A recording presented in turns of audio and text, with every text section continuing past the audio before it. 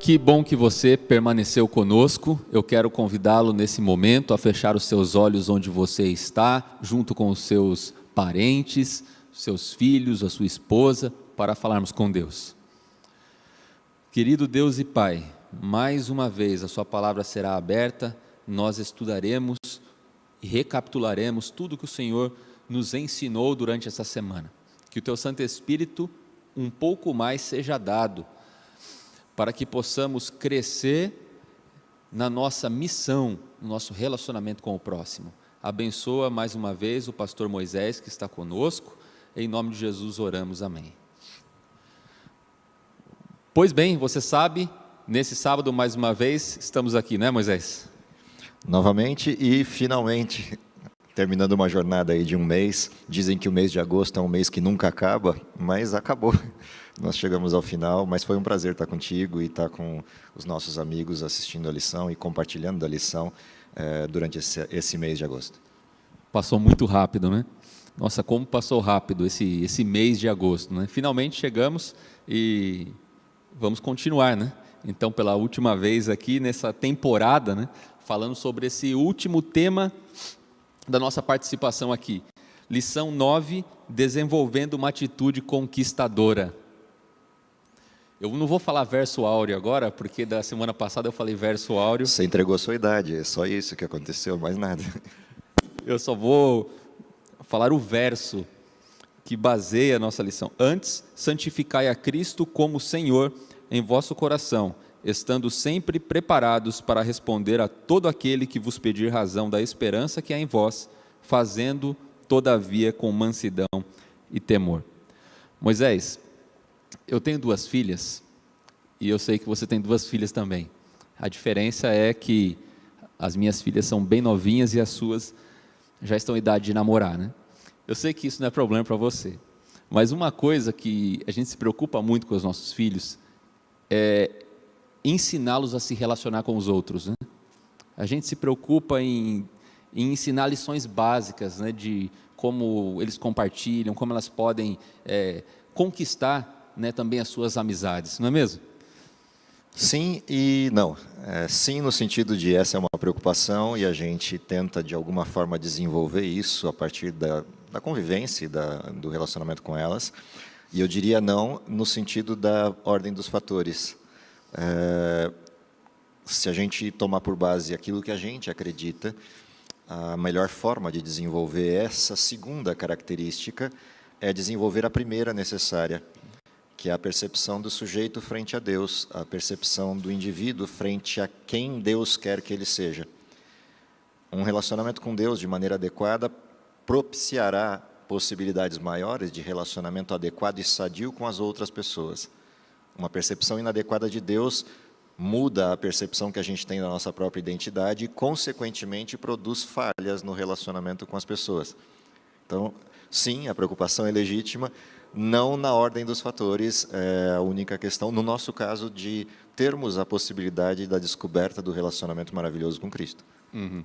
Existe muito claro na Bíblia essa relação, né, horizontal e vertical, né? Nosso relacionamento com Deus, o que às vezes a gente pode esquecer é que ele vai influenciar diretamente no nosso relacionamento com o próximo, né? Que está no texto que a gente já estudou em lições anteriores, ame a Deus sobre todas as coisas, é o que me produz como efeito amar ao próximo como a mim mesmo.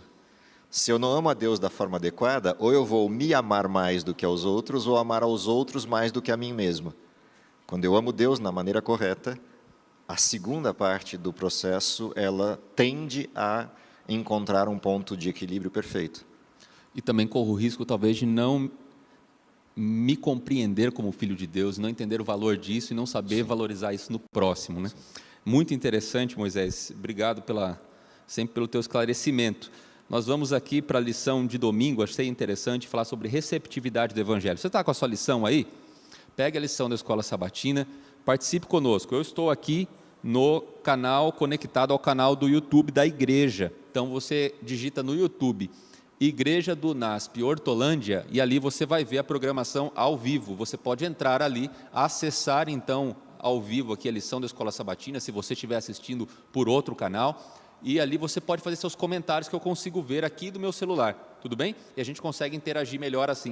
Faça isso agora. Olha lá, já aumentou pelo menos 2 pessoas aqui participando, foram rápidas. Moisés, se a gente não entender, a gente pode ser especialista em compreender a teologia, mas se a gente não entender de gente, de pessoas, nós seremos fracassados no conceito da missão. O que você acha dessa afirmação? Eu não gosto da expressão entender de gente, embora eu entenda o significado dela dentro do modelo acadêmico do que é entender gente. Eu acho que a expressão, eu gosto da expressão ser gente. Ou seja, se a gente não for gente, o evangelho fracassa. Eu posso entender de gente, mas o evangelho ultrapassa isso. O evangelho exige que eu seja gente, no sentido mais amplo e profundo dessa palavra, e dessa expressão conjunta do verbo mais a palavra, ser gente. Então, aquilo que está na base do evangelho é o fato de eu entender que o modelo pelo qual Deus me criou é um modelo relacional. A essência da criação é essa. A relação entre pares, a relação entre pares e Deus. Portanto, ser gente é primordial para que o evangelho aconteça na sua forma mais plena de demonstração e vivência do amor cristão. Nesse sentido, só que eu faria uma pequena ampliação do conceito entender. Não, e com certeza. Agora, de uma forma prática, Moisés, como a gente pode chegar a compreender que somos gente? Qual é o caminho que eu chego a que eu me vejo nessa condição de estar sendo gente? Isso eu sou gente em algum momento? Ou eu estou no caminho de ser gente? Como que funciona isso? Eu gosto de olhar isso a partir de uma frase da Bíblia, que diz assim: o amor de Cristo me constrange, ou nos constrange, para ser fiel ao texto. O que significa isso? Quando eu me deparo com Cristo, eu vejo nele o ideário de Deus para o ser humano. Ou seja, se deparar com Cristo é perceber o que é o ser humano no sonho de Deus. E é a partir desta referência que eu me comparo e eu me vejo. Ou seja, quanto mais perto eu chego de Cristo, mais condição eu tenho de perceber quem eu sou, quem eu devia ser e como eu estou nessa transição. Ao perceber isso, eu construo aquilo que é a minha identidade no sentido mais pleno, no sentido mais perfeito, e nesta construção de identidade eu sou capaz de enxergar o outro a partir dessa lente. Ou seja, eu não me vejo mais que o outro, nem menos que o outro, mas eu me vejo como igual, não por um nivelamento basal, como propõe a igualdade da pós-modernidade, mas como uma igualdade no sentido de condição. Somos filhos de Deus da mesma forma. Somos sonho de Deus da mesma maneira. Então eu passo a olhar você pela perspectiva do sonho que Deus tem para você, como tinha também um sonho para mim. Nessa dimensão é que aparece o ser gente. Porque eu consigo, com um desenvolvimento que a gente discutia semana passada, da diferença de empatia e compaixão, eu consigo ver você a partir deste olhar, dessa perspectiva, o que Deus sonha em você. Moisés, é muito interessante. Você abriu a nossa mente aqui por realmente uma compreensão muito basal, né? As nossas diferenças, elas não revelam quanto somos iguais, né? Esse é um paradoxo muito interessante, inclusive. Porque, da perspectiva que você está colocando, se nós olharmos para o outro, nós vemos que ele tem uma necessidade tão básica quanto eu tenho. E muitas das vezes, nós não compreendemos isso, nós só conseguimos olhar as diferenças. E daí nos vemos tão distante do outro e imaginamos que aquilo que a gente tem não serve. Aliás, talvez seja um pressuposto maligno que nos impede de pregar o Evangelho. É acreditar que aquilo que a gente tem talvez não sirva para a pessoa ou ela não vá aceitar, né? Então, é o grande drama de você olhar a partir de um conjunto estrutural de conceitos, doutrinas, teologia, etc. Quando você olha para as pessoas a partir de si mesmo, daí é o equilíbrio entre amar ao outro como eu amo a mim mesmo. Quando eu olho para o outro a partir de mim mesmo, o que eu percebo, se tiver encontrado Cristo primeiro, é que eu entendo o que Cristo fez por mim e até onde Ele desceu, entre aspas, o verbo, até onde Ele desceu por mim. E aí, nessa dimensão, eu olho o outro. Portanto, há uma outra condição de percepção. Eu gosto da expressão que retrata Jesus no seu método, né? Ele olhava para as pessoas não a partir do que eram ou estavam, mas a partir do que poderiam se tornar pela convivência com Ele. Então, se eu olho para as pessoas a partir dessa referência, ou seja, Cristo me transformou, o crápula que eu sou ou era, ou estou sendo, em algo útil. Portanto, se Ele foi capaz de me transformar, Ele é capaz de transformar qualquer pessoa, a menos que eu me ache. Se eu me acho distintamente das pessoas como alguém melhor, então talvez Cristo não seja tão hábil para transformar você que é pior que eu. Mas se eu me achar como alguém impossível de transformar-se, e Cristo deu conta, então Ele dá conta de transformar qualquer coisa, e eu olho a partir dessa fé que eu tenho na possibilidade da sua transformação, e não um olhar de cima para baixo, mas um olhar de irmão para irmão. É isso que muda na perspectiva. Se o Evangelho me transformou, ele pode transformar você também, essa é a ideia, né?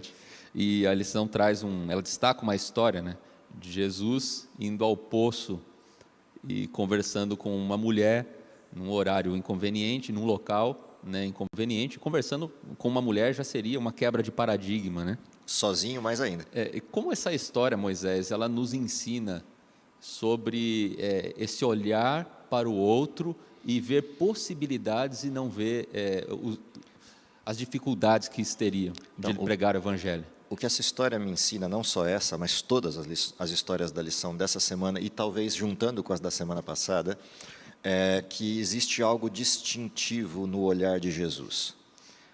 E aí a gente tem um cuidado a ser tomado, e por isso, quando você me perguntou como é que a gente faz para entender, eu te direcionei para um olhar para o ser.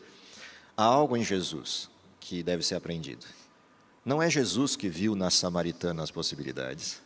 Não é a estratégia e a capacidade de Jesus de analisar que viu essas possibilidades. É a influência de alguém que atuou nele. E isso junta a perspectiva dessas 5 lições que nós vimos trabalhando juntos aqui durante esse mês. Se você reparou, as lições caminharam em direções bastante interessantes. Elas começaram com o fundamento da missão, a palavra, com uma provocação sobre o método da missão, a amizade e proximidade com as pessoas, e nos direcionou para aquilo que nos dá a condição dessa aproximação ser correta, a presença e a atuação do Espírito Santo na vida. Portanto, o conjunto dessas 3 coisas fazia de Jesus quem Ele era, na condição do seu ministério enquanto humano. Ou seja, alguém soprou no ouvido de Jesus dizendo, precisa passar por Samaria. Por isso Jesus dizia, era necessário para Ele passar por Samaria. Alguém disse isso para Ele. A segunda coisa, quando a mulher apareceu, alguém disse para Ele, é por este caminho. Porque se você olhar como Jesus tratou a mulher, Jesus começa o processo com algo inusitado. Fala com uma mulher, quebra os paradigmas, é uma samaritana e Ele pede água. E ela o questiona, mas como você, sendo judeu, pede água? Você não percebeu que eu sou uma samaritana? Ela ainda tenta advertir Jesus. E Jesus ignora isso e vai tratar do assunto em questão. E lhe oferece algo. E é aí que começa o desenho correto da estrutura relacional. Ou seja, alguém conduziu a fala de Jesus no sentido de dizer para ele, olha, vai por aqui, por ali, ela precisa disso. Esse é o momento de dizer isso, aquele vai ser o momento de dizer... Percebe que Jesus termina acusando a mulher. Dizendo, você é pecadora, você tem não um, mas teve um monte de maridos, e o que está contigo agora não é seu. Mas para ele chegar nisso, houve uma condução do Espírito, fundamentada na estrutura metodológica, a amizade, a aproximação, quebra de paradigmas, depois a construção teológica, a palavra, e por fim, a demonstração do pecado, já com a salvação embutida no processo. Eu lembrei de uma frase, Moisés, não sei se vou conseguir reproduzi-la como ela foi dita, mas dizem que é uma frase de Martinho Lutero, que ele diz a respeito da sua rotina de oração. Ele falou, jamais vejo a face de um homem sem antes ver a face de Deus. É a ideia de que eu não estou em condição de me encontrar com o meu próximo sem antes ter me encontrado com Deus. Ele me dá a centralidade e essa sensibilidade, porque isso requer sensibilidade espiritual, né? Eu ouvir e eu saber o que eu preciso dizer. Mas a verdade também na vida prática é que nem sempre a gente vai ouvir essa voz, né, dizendo para a gente, olha, diga isso ou diga aquilo. A gente precisa de uma rotina prática que nos dê conceitos, né, de como a gente fazer isso, né, de romper esses paradigmas da aparência. Então, por que eu sempre gosto de sair desse viés da necessidade academicista dos conceitos? Porque se fosse assim, só os que tiveram a chance, que você e eu tivemos, por exemplo, de uma estrada acadêmica, teriam a chance de um evangelho pleno. E as pessoas que nunca passaram pela escola e tiveram que aprender na vida a ser gente, entre aspas, todos nós temos que aprender na vida a ser gente, não teria possibilidade do evangelho e de um grande sucesso do evangelho com elas.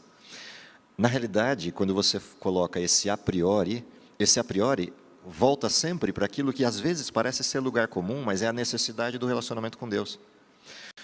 Às vezes a gente fica imaginando que o ouvirás uma voz atrás de ti dizendo esse é o caminho, anda por ele, seja audível, mas pode não ser. Pode ser simplesmente uma impressão mental ou um pensamento que te veio à mente e você nem percebeu de onde ele veio. Mas o teu convívio com Deus, e isso tem a ver com a oração de Lutero, o teu convívio com Deus é tão profundo que isso simplesmente flui pelo seu relacionamento. Ou seja, não é um academicismo barato, não porque você não possa ter grandes elementos importantes na questão acadêmica. Óbvio, se você estudou muito a Bíblia, estudou muito psicologia, estudou muito a estrutura relacional, isso te dá ferramentas que o Espírito Santo pode usar. Mas mais do que a ferramenta em si, a grande questão na forma metodológica do Evangelho é a presença constante do Espírito na vida, fazendo rememorar a palavra que foi o fundamento, a Bíblia, aquilo que Deus deixou como instrução, e aí sim nasce a junção dessas duas coisas, que é a capacidade relacional no sentido mais amplo.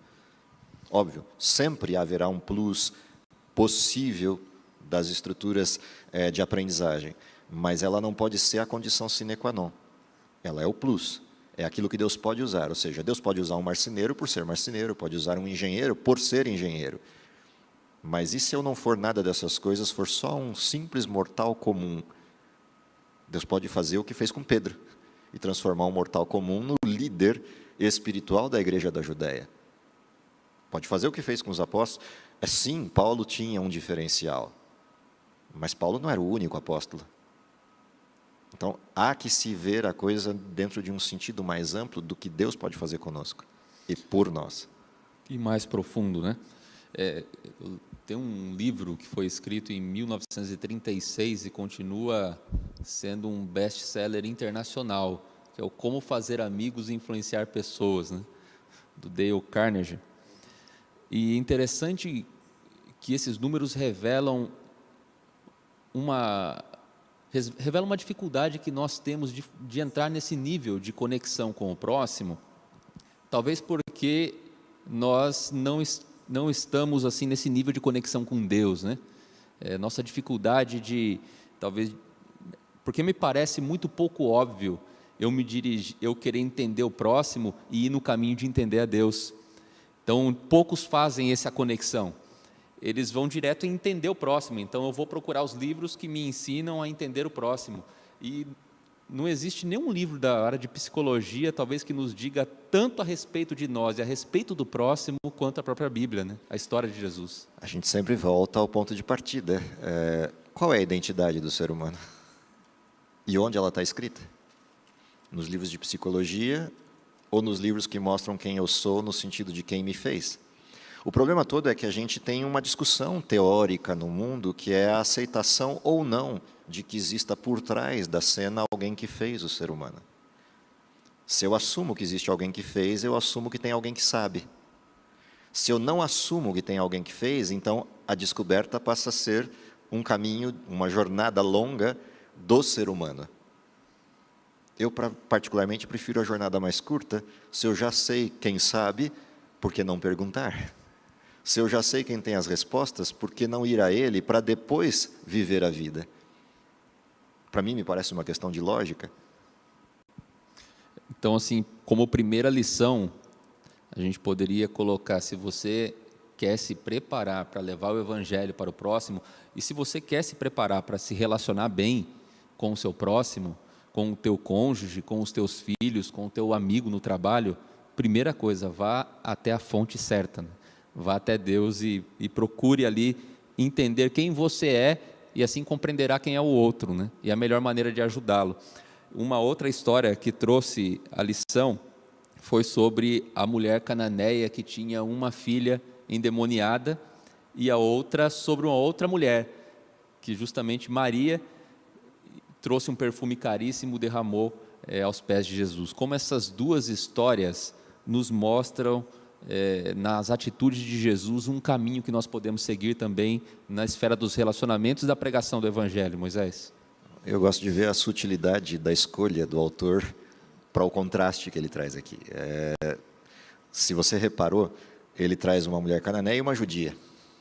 A mulher cananeia não tem problemas de injustiça. A mulher judia é uma pecadora. Aquilo que parecia o óbvio nessa história não é.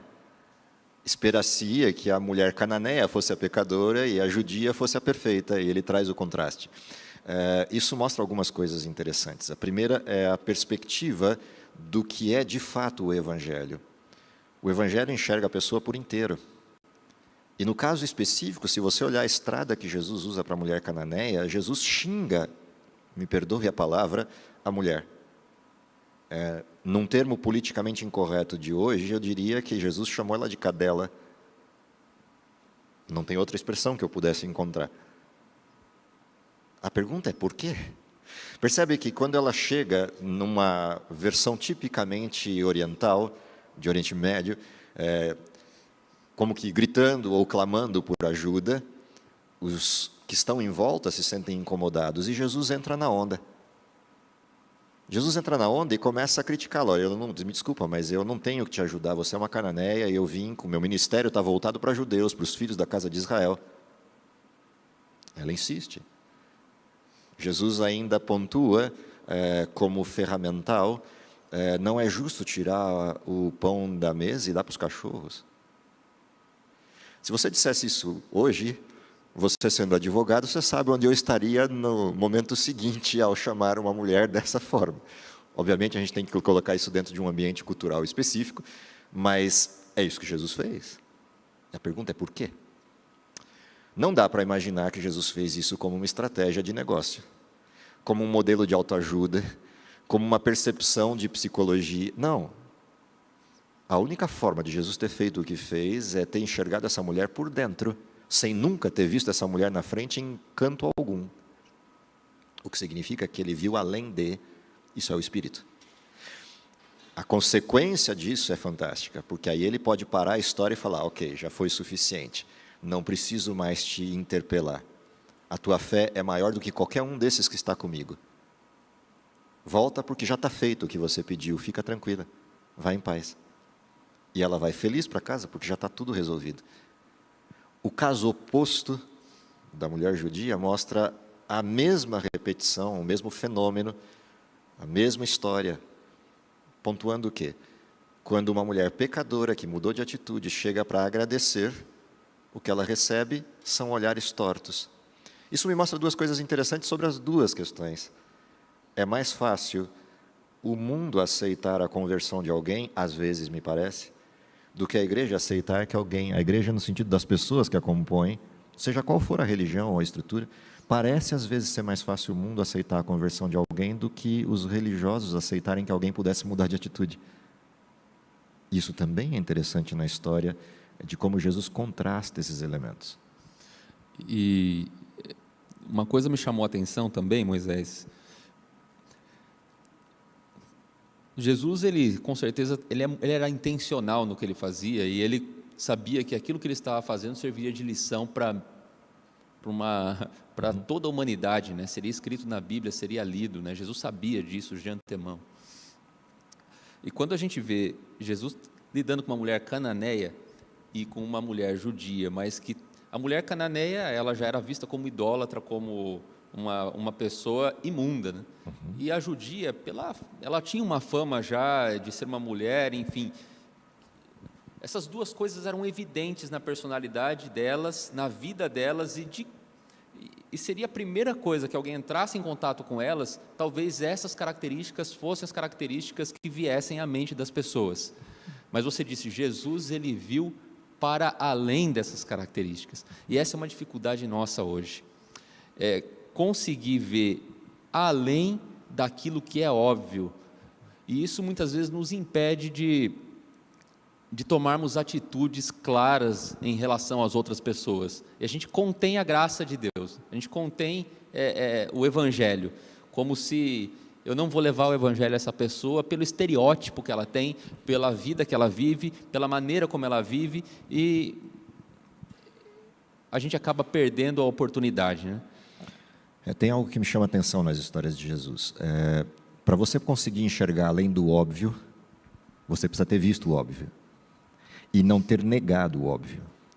O problema não está em não ver ou ver o óbvio, porque ver o óbvio deveria ser algo natural. Para enxergar além do óbvio, eu tenho que fazer uma pergunta, que é, ok, o óbvio eu já vi, mas para que esse óbvio está diante de mim? Por que me foi permitido cruzar a linha com essa pessoa que demonstra algo óbvio? Porque essa pessoa está posta diante de mim. Quando eu faço essa pergunta e a faço para Deus, a resposta vai ser aquela que Jesus sempre deu. Ou seja, Jesus não ignorava o óbvio, não ignorava o pecado, não ignorava os erros. A razão pela qual Jesus via, a partir disso, algo mais, é que Jesus tinha uma pergunta sempre em mente: o que essa pessoa pode se tornar, se encontrar aquilo que eu conheço? Essa é a pergunta que me permite ver além. Lembrando que amor não é ignorar os erros, porque isso seria superficial. Da mesma forma como a gente diz que o oposto é verdadeiro, a crítica pura e simplesmente não é amor. É um racionalismo barato ou um modelo radicalismo barato. O olhar além significa amar tanto que eu não possa me satisfazer vendo você cometer os mesmos erros e as mesmas besteiras e batendo a cabeça na parede e se machucando. Amar é, de alguma forma, colocar o colchão, pelo menos, na parede, até que você perceba que tem uma parede, e depois mostrar, você não quer parar de bater a cabeça? Então, esse contexto de enxergar além implica em eu ver o que é óbvio, mas entender que esse óbvio precisa ser ampliado, de alguma forma. Nós temos aqui, Moisés, uma afirmação do Marcos Faciroli. Ele diz, o próprio ato de olhar para o mal nos outros desenvolve o mal em quem olha. É uma afirmação na lição, tem da um lição texto da na Escola lição. Sabatina Sim. sobre isso. É verdade. Aquilo que muitas vezes a gente está com um foco tão fechado em olhar, né, as aparências, em olhar os erros, em olhar aquilo que é digno de uma crítica razoável, que a gente deixa de olhar as necessidades mais básicas, né, os porquês. Né? Tem uma questão importante nessa frase, para a gente compreendê-la da forma correta, porque o oposto dessa frase é igualmente verdadeiro. Ou seja, o olhar o mal nas pessoas reproduz esse mal em mim. O não olhar o mal nas pessoas também. E isso é uma coisa importantíssima da gente perceber. Ou seja, os dois extremos do modelo produzem o mesmo mal. O que importa não é você ter visto o mal de alguém, é você conseguir ver além desse mal a seguinte questão: não importa o que você seja ou tenha feito, o perdão está disponível, vamos seguir em frente para mudar? E não vamos seguir em frente continuando com esse mal? Ou seja, ignorar uma doença mata tanto quanto eu só olhar a doença. É essa questão que é importante perceber na forma como o equilíbrio perfeito entre a verdade e o amor se configuram na Bíblia. E agora realmente você avançou para essa próxima relação que a gente queria discutir aqui, que é a verdade com o amor, né? Me parece que mesmo a verdade dita no momento errado ou da forma errada, ela é amarga, né? E tem um desafio aqui que me parece do nosso tempo também, Moisés. como a gente faz para dizer a verdade com amor em uma era em que a verdade é muitas vezes relativizada e o amor é superficial, né? Muitas vezes você foi bem bonzinho na expressão, muitas vezes. A marca registrada da pós-modernidade é o relativismo, a superficialidade e, na versão mais atual desses termos, o politicamente correto. Essa estrutura de negação da verdade, ela tem uma causa que a gente deve considerar. Você pontuou que a verdade, quando dita na hora errada, ela é desagradável. Não, a verdade sempre é desagradável, ponto. Independente se ela é dita no momento correto ou no momento inadequado, ela é sempre dolorosa. A questão é se ela é suportável, porque dolorosa ela vai ser sempre. Se eu chegar para você e apontar que você tem defeito A, B, C ou D, isso sempre vai doer em você. Só que há momentos em que você vai conseguir suportar isso e há momentos em que você vai rechaçar isso. A tendência natural do ser humano vai ser sempre rechaçar a verdade, independentemente do momento em que ela seja apresentada. Essa é a pulsão natural.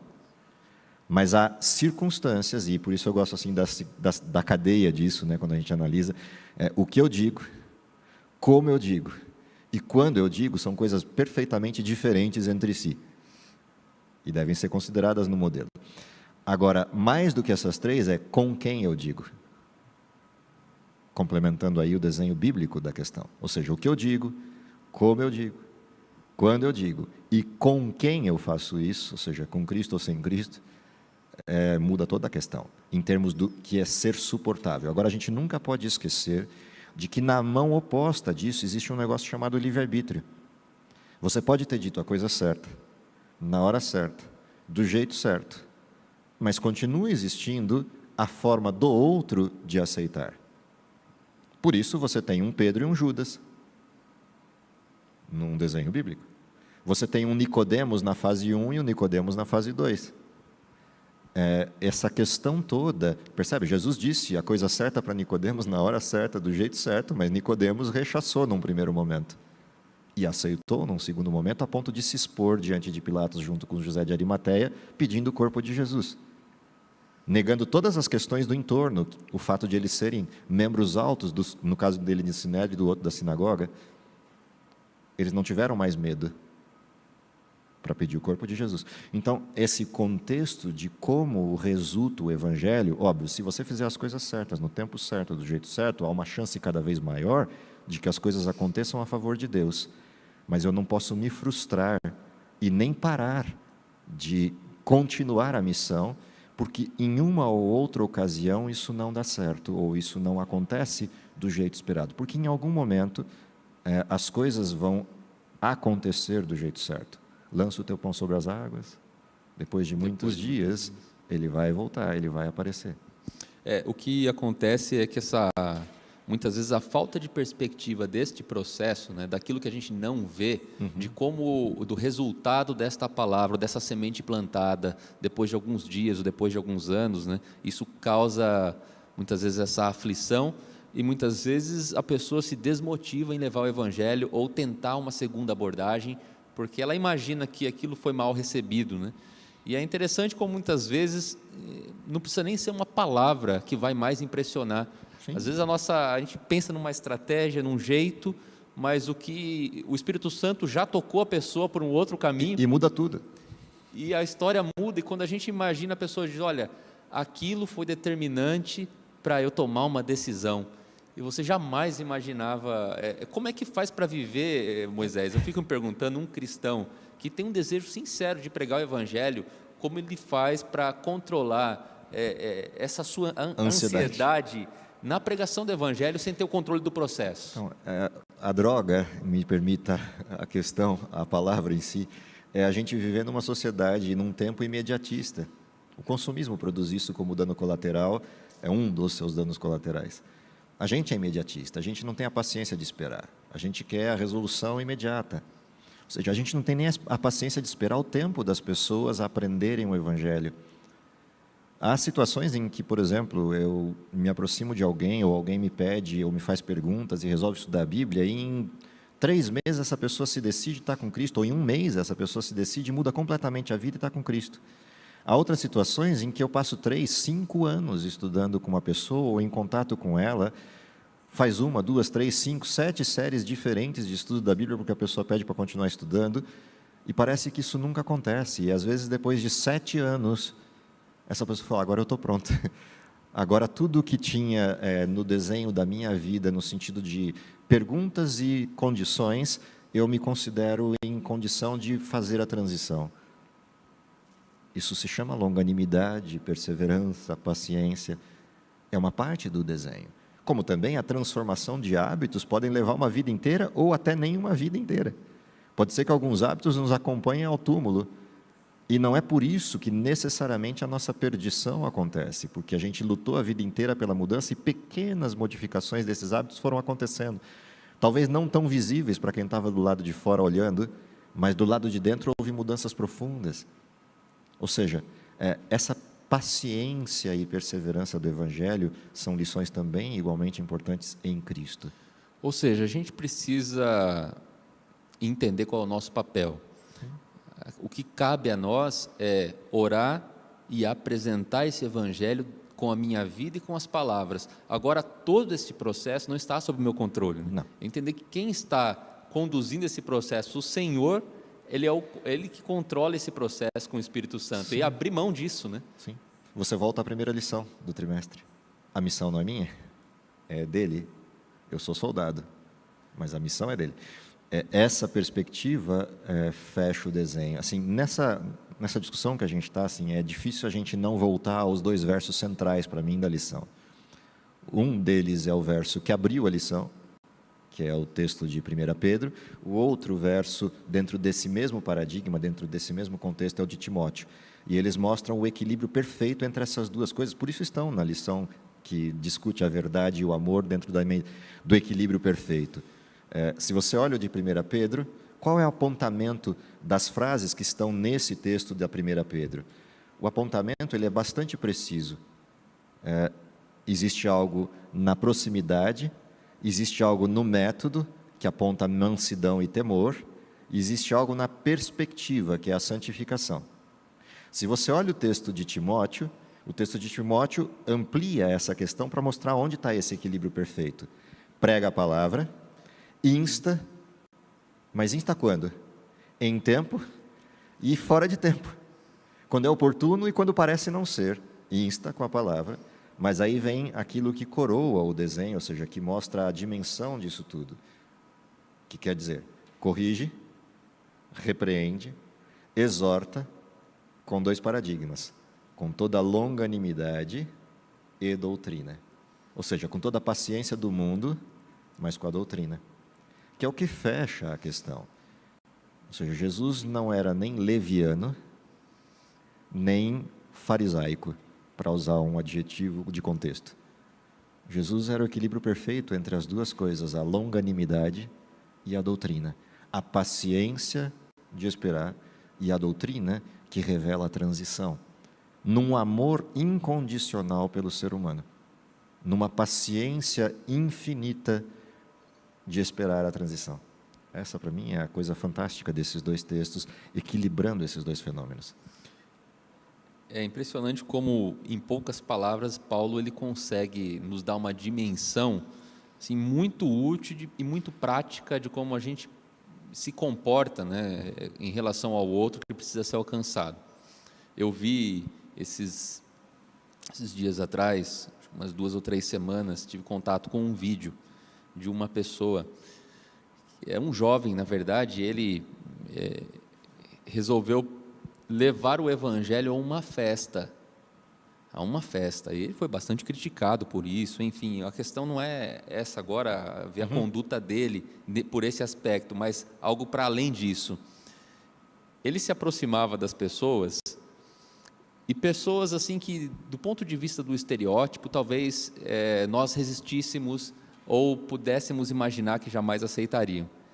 Mas ele dizia com tanta convicção para aquela pessoa que aquilo que ele tinha a oferecer era bom para ela, que mesmo que a pessoa tinha cuidados até em responder para ele. Você via que o outro jovem, ele viu tanto o interesse dele Ele percebeu que era tão genuíno o desejo de ele oferecer algo bom para ele, embora ele não compreendesse naquele momento, ele respondia com muito respeito. Aí, o vídeo faz um corte e volta dias depois, porque a festa durou outros dias. E era uma noite e ele começou a pregar o evangelho ali no meio de uma festa para várias pessoas. E ele destaca, olha quem apareceu ali. Esse jovem que ele tinha conversado por 5 minutos junto com a namorada.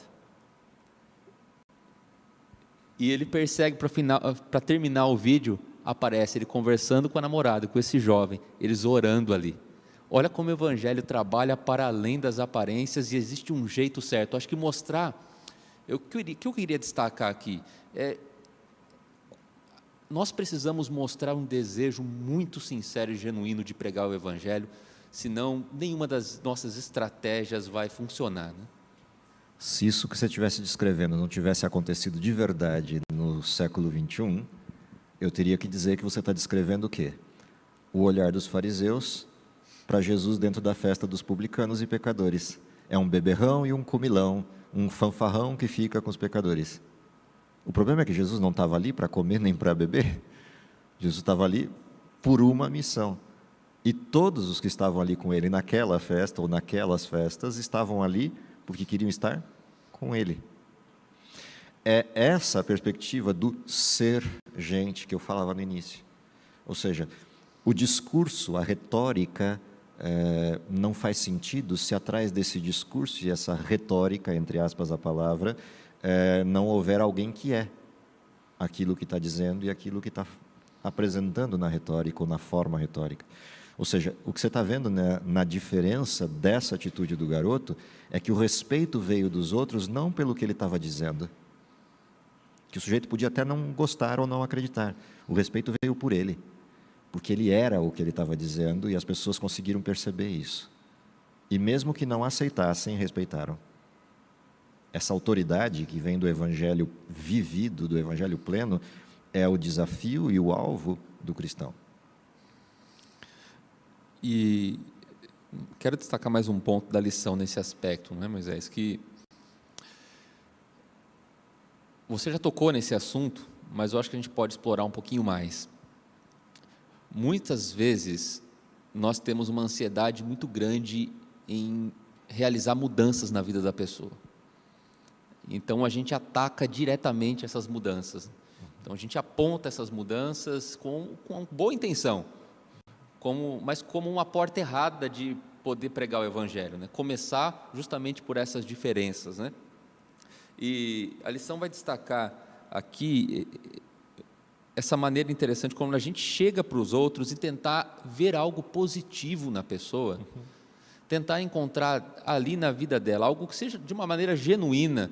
Essa é uma melhor maneira de você encontrar uma porta aberta do que você querer mudar algo que está enraizado, que você vê que é negativo, mas que não vai ser a porta que vai se abrir para você pregar o evangelho. Ou seja, você bate na porta errada, é difícil conseguir depois corrigir o caminho, né? Como que você vê essa questão da gente começar da maneira certa? Porque eu já fui até Deus, eu me coloquei de joelhos, eu entendi que eu tenho que buscar pessoas, eu então entendo que as pessoas têm erros, mas elas são dignas de serem perdoadas, porque eu também fui perdoado por Deus. Mas daí eu vou e eu começo pelo defeito dela. Eu sei que ela pode ser transformada, mas eu começo pelo defeito dela. Essa não parece ser a melhor estratégia, né? Então, se você olhar, tem várias questões aí envolvidas na tua pergunta. A primeira dessas questões envolvidas na sua pergunta é em que fase eu estou do processo? Em que momento eu estou do processo e por que esses processos acontecem? A proposta é, se você está chegando diante de um desenho de propagação do evangelho, você vai começar pelas diferenças. Imagina você sair daqui para pregar o evangelho para os muçulmanos, ou sair daqui para pregar o evangelho na China ou no Japão. Na estrutura inicial, você tem muito mais diferenças do que proximidades entre o cristianismo e essas estruturas filosóficas. Isso num olhar primário. Mas eu posso começar pelo lado oposto. Quantas similaridades eu tenho com essa? Existe uma série que foi lançada na época do pastor o pastor George Vandeman, se a minha memória não estiver me traindo, que ele pontuou essa série com o seguinte título: Meus Amigos. E aí, a partir desse título, ele pegava cada uma das religiões do mundo ou filosofias do mundo e destacava quais eram as similaridades dentro desses dois aspectos: a religião dele enquanto pastor e a religião do outro enquanto meus amigos. E aí, batistas, católicos, metodistas, presbiterianos, budistas, etc. Essa é uma perspectiva interessante do desenho. Quais são os elementos de convergência que temos? Uma vez que se estabelece um grau de integridade nesses elementos de convergência, se estabelece um relacionamento, uma amizade, uma proximidade. E é a partir desta amizade e desta estrutura relacional mais profunda que se cria a intimidade ou a possibilidade de discutir as diferenças. Se eu vou direto para as diferenças e não há relacionamento possível, há o rechaço. E é uma coisa básica essa situação. O perigo que existe nas duas questões é o perigo da insensibilidade, mas também o perigo do medo. A insensibilidade rechaça as pessoas, afasta as pessoas, produz o rechaço. Porém, o medo produz os dedos, que a gente diz, né? O cheio de dedos ou o tato excessivo, não no sentido da educação ou da questão do amor cristão, mas no sentido de eu esconder os detalhes ou os erros que precisam ser modificados. E, de novo, a gente volta sempre para o mesmo lugar. O grande desafio não está em perceber isso. O grande desafio está em você se permitir ser usado pelo Espírito para que essas coisas aconteçam no tempo certo, da forma certa e produzam o resultado certo. Essa é a grande questão por trás dessa situação, tanto do imediatismo que você pontuava, quanto da letargia, que é a via oposta do imediatismo. Então, essas coisas não são coisas necessariamente humanas no modelo. Elas têm algo que vai além, vai para além do humano. Afinal de contas, você está no meio de uma guerra. De um lado tem Deus querendo salvar, e do outro lado tem alguém querendo despertar na pessoa todas as sensações ruins do Evangelho. Ou seja, quando eu começo o trabalho do Evangelho, ou você começa o trabalho do Evangelho com alguém ou com alguém, imediatamente se instala uma guerra. De um lado Deus, do outro lado Satanás. Ou eu me aferro a Deus para que Deus consiga superar a maledicência e a forma como Satanás age dentro das pessoas para despertar sensações ruins, até com o que ela ouve. Se eu não estiver junto com Deus para isso, eu diria que é quase impossível, se não impossível, que o Evangelho atinja algum tipo de efeito. Portanto, de fato, a missão tem que ser feita com o Espírito e é Ele quem vai produzir as condições todas para essa guerra dar certo. E numa sociedade que a gente vive hoje, é claro que faz parte do engano eu despertar tanto interesse pela superficialidade. As pessoas se contentam muito em ter somente o superficial, isso dos relacionamentos em geral e a maneira como isso impacta a pregação do Evangelho, né? Porque o Evangelho é algo profundo. Você só consegue oferecer algo de tanto valor se você descer uma camada abaixo da superficialidade, né? Que é quando você começa a perguntar o porquê, né? Sim. Por que você é assim? Quando você entra nesse nível de liberdade, né? Eu penso que aí você está num campo mais propício. Se ainda está no campo da superficialidade, do relacionamento da internet, do oi, de uma apreciação de uma foto, dificilmente você vai chegar nesse mecanismo, né? Nessa camada mais profunda, né, para apresentar as coisas profundas. Então, me parece que já é um bloqueio se você já tenta começar pregando o Evangelho sem ter ainda descido essa camada mais básica da pessoa, que é a camada, talvez, da sua intimidade, né? E, Moisés, eu tenho uma pergunta para você agora bem objetiva. É bem objetiva e prática. Como a gente pode pregar o Evangelho, porque muitos dizem que a ferramenta que vai mobilizar a pregação do Evangelho é a internet. Só que a internet é um campo de muita superficialidade. Como eu posso utilizar essa ferramenta que eu tenho em minha mão? Eu tenho o meu celular, eu tenho uma conta no Instagram, eu tenho uma conta no YouTube, eu tenho uma conta no Facebook ou qualquer outra rede social, não conheço tantas, mas essas são as principais. Eu tenho um e-mail, eu tenho uma identidade aqui dentro. Como eu faço para romper a superficialidade que essa ferramenta talvez não seja da ferramenta em si, mas desse ambiente em que essa ferramenta nos leva para dentro, ele é um ambiente de muita superficialidade.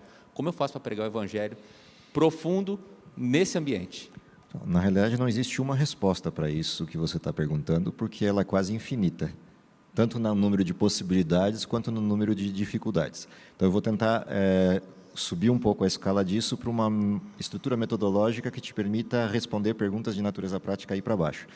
Mas, por exemplo, se o evangelho se faz por um processo de manifestação do amor, como processo de aproximação do evangelho, é possível demonstrar amor a partir de mecanismos que me possibilitam elementos relacionais de qualquer espécie, analógicos ou digitais?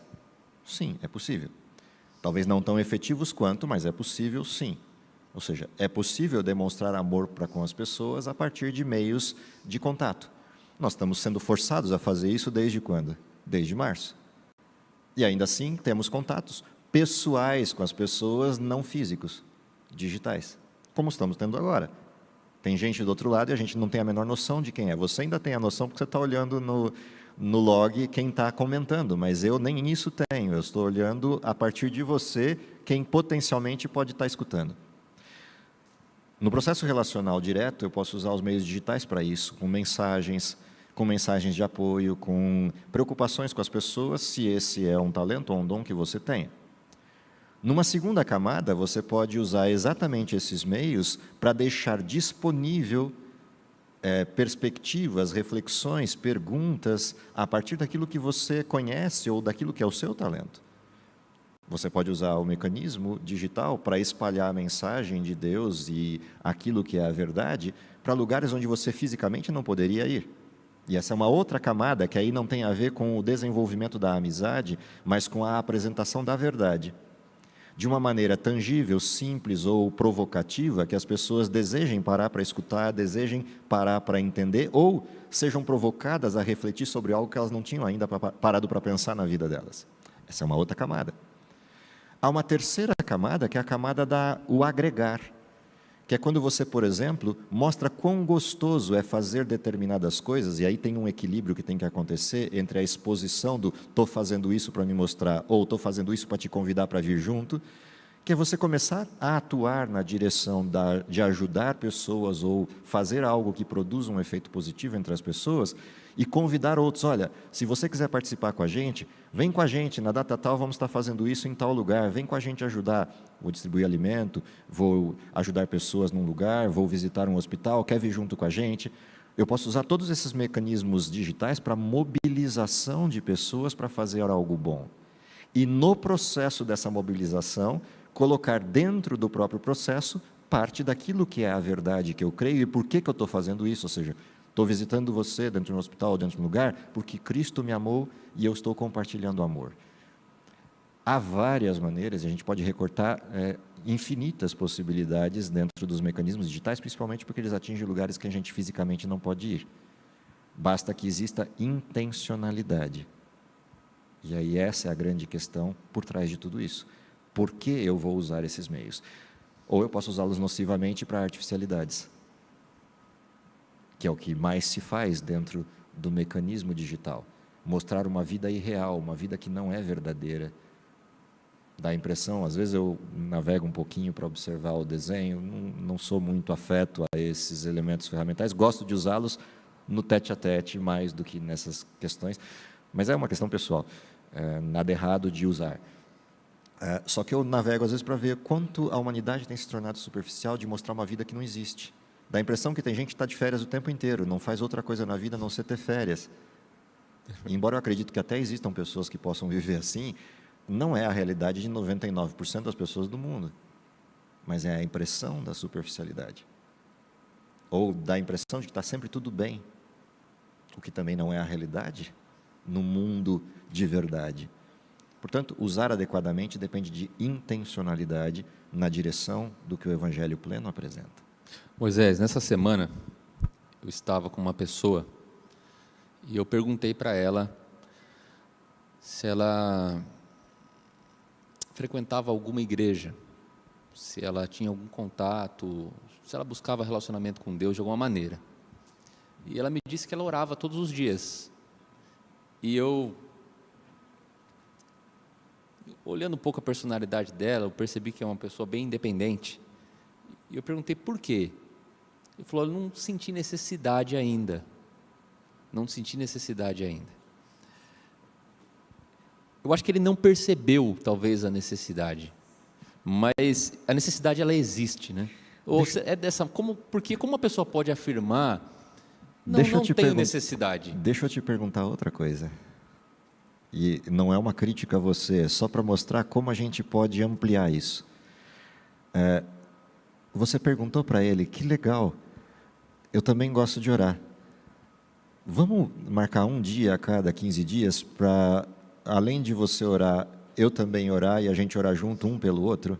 E a gente se encontra por telefone, pela internet, ou por algum outro mecanismo, ou até presencialmente, e um desses dias que você ora todo dia, a gente orar junto, porque seria muito legal eu saber que alguém ora por mim e eu poder orar por alguém. Você topa?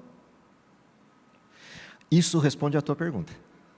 Por que alguém não sentiu necessidade? Talvez porque o que ele entenda seja a igreja, sejam as paredes de um discurso, e não a convivência com pessoas que têm as mesmas necessidades diante da vida. A igreja para ele é artificial ou é humana?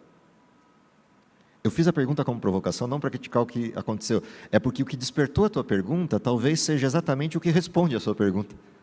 Não, exatamente, é um caminho já que se abre, né? Sim. No calor da situação, muitas vezes você não tem essa... Sim, mas talvez a pontuei. gente...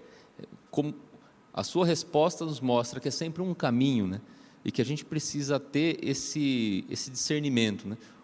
Um fator muito importante é esse, né? A gente pedir a Deus que nos dê discernimento no encontro que a gente tem com as pessoas, para que isso seja otimizado, né? Hashtag fica lição de casa, já que eu sou professor e você, o advogado. Lição de casa para você. Você ainda tem contato com essa pessoa? Tenho. Hashtag fica a dica, liga para ela e pergunta: olha, aquilo que você me falou está me martelando até agora. Eu queria saber se tem um espaço na tua agenda ou na minha e a gente consegue ajustar para uma vez, pelo menos no mês, em vez de você orar sozinho e eu sozinho, como também oro, a gente orar junto por 1 minuto via telefone e veja o que acontece. Ou pedir para ele orar por você, se você não quiser fazer a aproximação tão radical. Fala: olha, já que você ora todos os dias, um dia na semana ou um dia no mês você podia orar por mim? E eu te passo alguma coisa por orar? E se você me permitir, me deixa um dia no mês orar por você?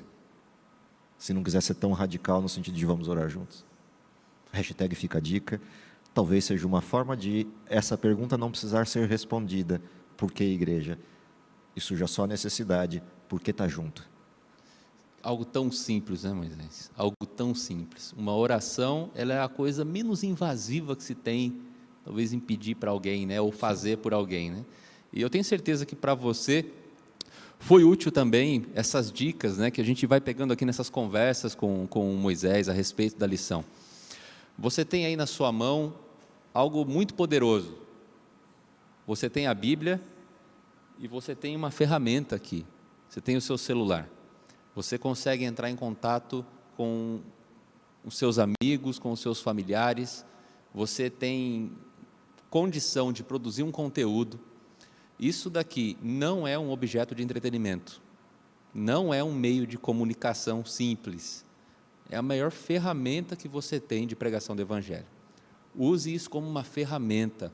Pare de seguir pessoas para ver a vida de férias que não existe. O Moisés já disse que não existe, eu acredito, Moisés. Não existe. Se existe, eu queria ter para mim também. Brincadeiras à parte. A nossa férias vai ser na eternidade com Deus. Mas para isso, a gente tem que usar isso daqui com toda a intencionalidade possível. Coloque uma meta, né, Moisés? Uma meta de salvar uma pessoa. Moisés, dê-nos o último recado a respeito da lição. E aqui o último, porque nós encerramos a nossa jornada de 5 sábados que estamos aqui, né, pregando ou comentando a lição. Agradeço ao professor Carlos Ferri, que deu essa oportunidade para nós, e foi muito bom, Moisés, foi de muito aprendizado pessoal para mim estar aqui. Eu tenho uma oportunidade de continuar conversando com Moisés outras vezes. Agora, você também pode procurá-lo. Moisés é uma pessoa acessível, né? Isso é uma característica muito real. Não existe uma vez que eu procurei Moisés e não fui atendido. Me parece que é assim com as outras pessoas também. Então, Moisés, obrigado pela essa oportunidade, e agora manda o seu último recado aqui para as pessoas. Eu acho que o melhor recado está no texto que encerra a lição. O texto do Desejar de Todas as Nações, a página 826 e 27. O texto diz assim: em Cristo existem a ternura do pastor, a afeição do Pai, a incomparável graça do compassivo Salvador. Ele apresenta suas bênçãos da maneira mais fascinante. Não se contenta apenas em anunciar essas bênçãos, oferece-as da forma mais atrativa para despertar o desejo de recebê-las. Assim, também os seus servos devem apresentar as riquezas da glória de indescritível dádiva. O maravilhoso amor de Cristo abrandará e subjugará os corações quando a simples repetição de doutrinas nada conseguirá. Consolai o meu povo, diz o vosso Deus. Tu, ó Sião, que anunciai boas novas, sobe a um monte alto. Tu que anuncias boas novas a Jerusalém, ergue a tua voz fortemente, levanta-a, não temas, e dize às cidades de Judá: eis aí está o vosso Deus. Como pastor, apacentará o seu rebanho entre os seus braços, recolherá os cordeirinhos e os levará ao seu seio. Que essa seja a tua realidade, olhando para as pessoas, enxergando a necessidade que essas pessoas têm, de alguma forma, buscar atingir essas pessoas com amor cristão, encontrando caminhos pelos seus talentos, pelos seus dons, mas principalmente não esqueça de buscar na fonte a presença do Espírito na vida, que te guie e sopre ao seu ouvido o momento, a pessoa e a forma. Que Deus abençoe vocês, é o meu recado, é a forma que eu acho que a gente pode terminar essa jornada de um mês juntos. Vamos orar juntos, todos nós? Querido Pai que está nos céus, te agradecemos, porque as maravilhosas lições da Bíblia, a forma como Cristo desempenhou sua missão, fica para nós como um exemplo, como um legado de um alvo a ser atingido, de um alvo a ser alcançado enquanto cristãos. Sabemos que vivemos no tempo crucial da história desse mundo e há pessoas que necessitam do Evangelho, necessitam do amor e necessitam de esperança.